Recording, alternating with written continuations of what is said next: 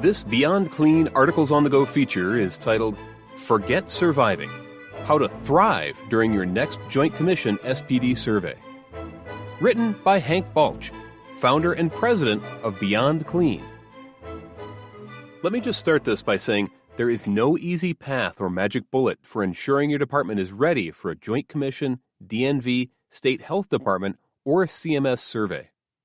As ready as you think you are, there can always be hidden issues lurking behind the next page of documentation or varying levels of confusion between your department's policies and the real-life, daily application of them by your staff.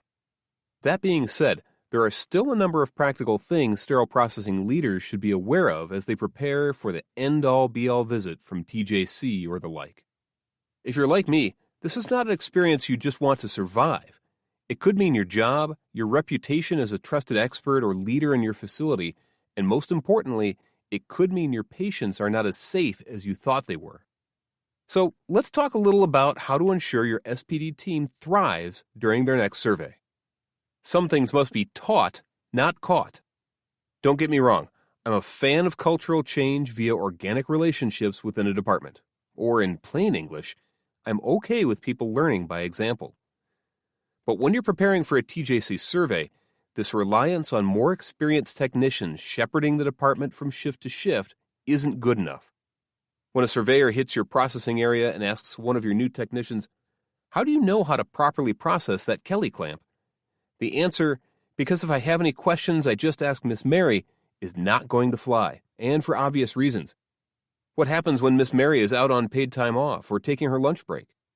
Even though this heavy reliance on seasoned technicians is a reality in many departments, it's not going to give your surveyor any warm and fuzzy feelings, and that's not a good sign of survey success. Your team can win or lose a survey by the competency of these conversations.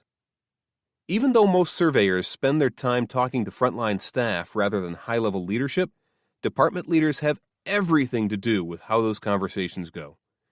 Technicians are a reflection of their supervisors, managers, and directors. So if you want your techs to knock it out of the park, leaders have to be diligent to give them plenty of survey batting practice. Here are a few tips you should take under consideration. 1. Hire with the Joint Commission in mind. I've said it before, but I'm going to say it again. Who you hire has everything to do with your department's future success. And these survey conversations are no different. As random as it may sound, you should be interviewing and hiring with Joint Commission conversations in mind. If given the proper education and training, could this candidate explain the sterilization process to a surveyor? Would this applicant have the confidence to converse with a team of facility leadership and surveyors about our sterilization recall policy? We're not talking about hiring the next Winston Churchill or anything, but you owe it to your team to hire folks who could persuasively communicate who, what, why, and how you do what you do. If they can't do this, it doesn't matter how good your process is, the surveyor could walk away with concerns. 2. Take them to the water and make them drink. As we discussed above, we can't expect our technicians to just point and say, "She told me to do it this way," to an inquiring surveyor.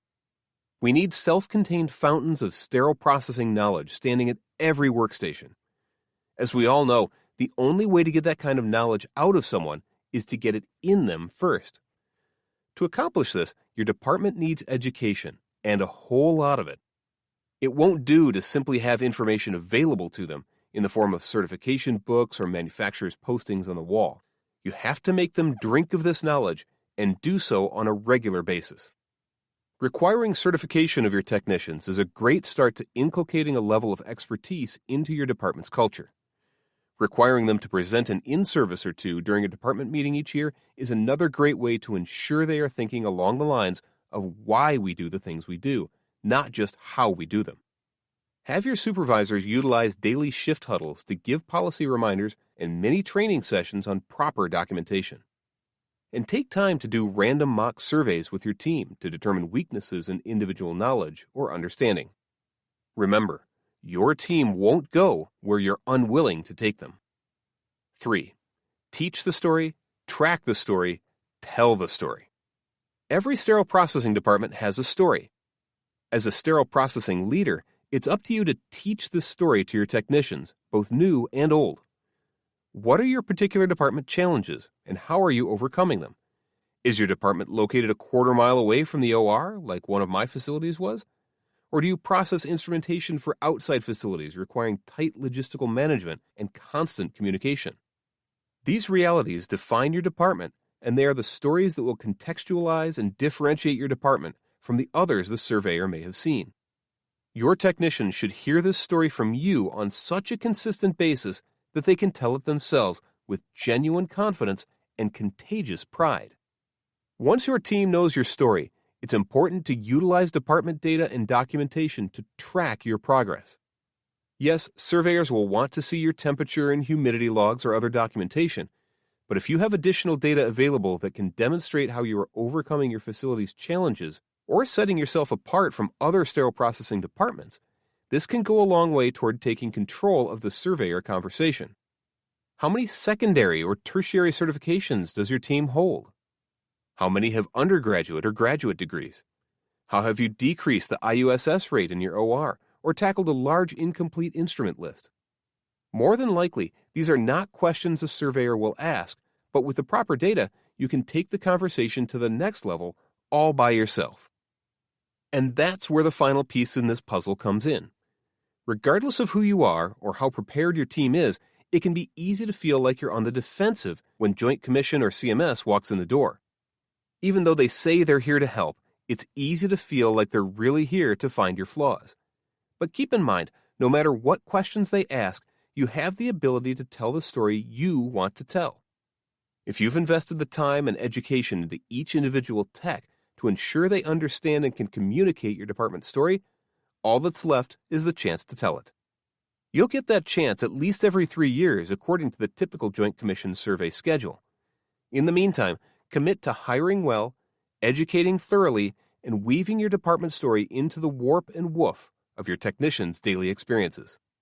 You've got to have best practices in place to ace a TJC survey. Of that, there is no doubt. But as Robert Burns so eloquently taught us, the best laid schemes of mice and men often go awry.